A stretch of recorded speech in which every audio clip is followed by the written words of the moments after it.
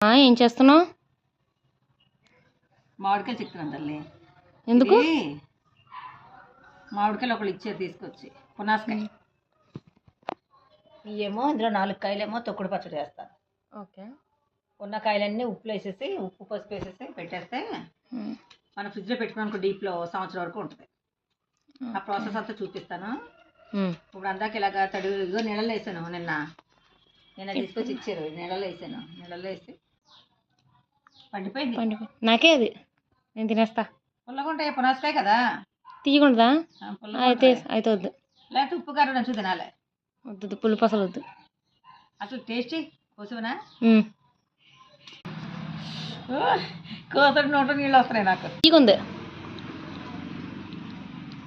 తించుడు.